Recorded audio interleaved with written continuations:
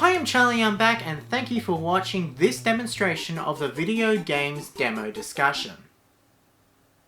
What the f*** was that? Video games have been a part of our culture for an extremely long time. But funnily enough, there was a time when video games were a new thing. Some of the earliest consoles, such as the NES and the SNES, needed to be explained on what they do and how they work, leading to video game kiosks in all stores all over the globe. But the only way to get these games was to make a full-on purchase at the store in order to play them at home.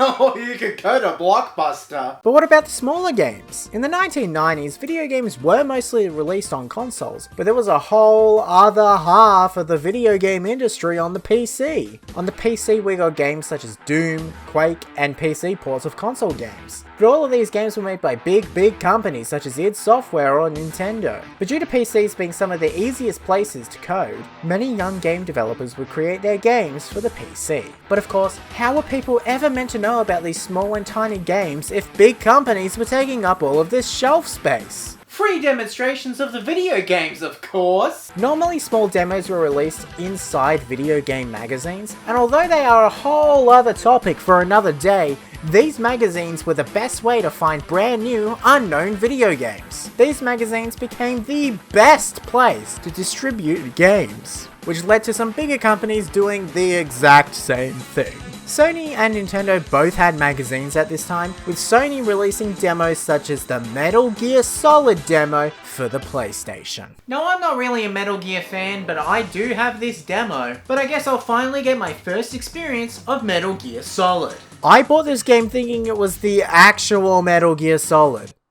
It was not. This demo just has the first level of the game, with just way too many cutscenes. If you're trying to play the game for the first time and just get a feel on how you play the game, having 50 cutscenes isn't very helpful. I'm not exactly sure how this demo was distributed. I'm just assuming it was the PlayStation magazine. But if this demo was in stores, my god, the amount of cutscenes you'd have to go through would just make you want to walk away. Of course, that's all I can really say about this demo, because it's just a demo, and I can see the appeal of the original game, but I'm not exactly sure about what's going on. So why don't we try out games that I already understand, such as this PlayStation 2 demo disc that came with the PlayStation magazine that has Finding Nemo? Yeah, okay, it's a great movie. Everyone knows Pixar makes some of the best movies, especially at this point in time. But does the game live up to the hype of the movie? Short answer, no. Long answer, no! This demo of Finding Nemo chucks you straight into the game. With no context, no nothing. This is just Finding Nemo. It took me a while to understand what was going on in this game. They had to not die, stuff like that, but eventually you end up with the school of fish, looking up at the guy from the movie. This game kinda follows the movie, but it's just so awkward. There's no other way to describe it. Of course, it's not terrible, but this demo is not making me want to play the game whatsoever. Can you tell I don't like this game? PC games never died though, as we still got discs full of random PC demos, such as this random one I found for $2 somewhere. No, I have nowhere to play these games. My computer doesn't have a disk drive, but who cares? PC demos were also distributed digitally, with one of the biggest places to have demos being Steam. Steam is always full of random computer demos, such as the Half-Life 2 demo. I love the Half-Life universe, I always have, and playing this demo was my very first introduction into the Half-Life side of the universe. I was always more of a Portal guy, so I never really tried out Half-Life when I was younger, but seeing this demo available on Steam really helped me see what the other side of the Half-Life universe was, and what games that were out there to play, and I really enjoyed myself. The Half-Life 2 demo only has very few levels from the main game in this version of the game, but must I say, they made some brilliant choices. Kinda. See, the Half-Life 2 demo uses the first chapter. Of course, brilliant choice. Love that, based, etc. But the second chapter they use is Ravenholm? Really? You mean the one with the ridiculously hard puzzle after ridiculously hard puzzle? I personally don't think that's a great choice for a demo level. I think just having chapter 1 and chapter 2 would have made for a much better demo of the game, as it introduces you to the crowbar, some of the characters, but skipping from chapter 1 to chapter 5 just doesn't make any sense in my eyes. However, Valve figured out their mistake, and when they tried to make a demo for their next game in the Half-Life universe, Portal, they made sure to introduce almost everything in the game. Now, I love Portal, the first one and the second one, and I love the modding community that's made like its own Portal spin-offs, like Portal Stories Mel or Aperture Tag. Portal is just one of the best games in the world, but the first game is a bit short. And because this game is so short, the demo just has too much stuff in it. For the Portal demo, you play through almost half of the entire game before being cut off at the demo. I love Portal,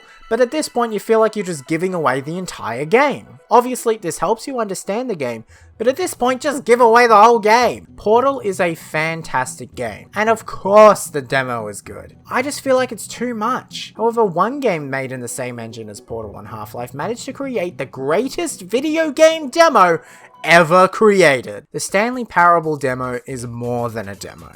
It's an entirely original game that just happens to introduce you to what the Stanley Parable is. The Stanley Parable is a game all about breaking the fourth wall of video games, breaking the wall between player and game. Many projects don't break the fourth wall that well, with most of the jokes in projects that do break the fourth wall being pretty simple.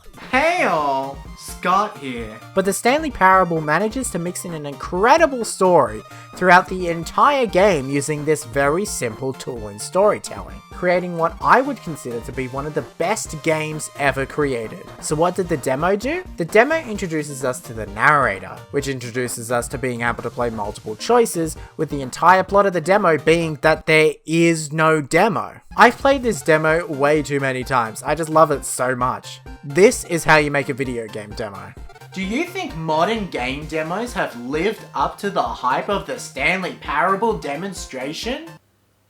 No! Video game demos were now available online on consoles, with my personal favourite place to play them being the Wii U. I downloaded so many demos here. Almost every Sonic game on the Wii U got a demo, including Mario and Sonic at the Rio 2016 Olympic Games. As many of you know, the Sonic games on the Wii U weren't that fantastic, so these demos aren't really selling me on much. I mean, come on, you can't make Sonic Boom look good. But it does give you a good understanding on what the game actually is, which is what a demo should do. But I don't think anything can live up to the Stanley Parable. Game demos have evolved over the years from being basic things from small game developers to understand games to bigger companies using them in somewhat okay ways, with the Stanley Parable being one of the best gaming demos ever created. So where do we go from here?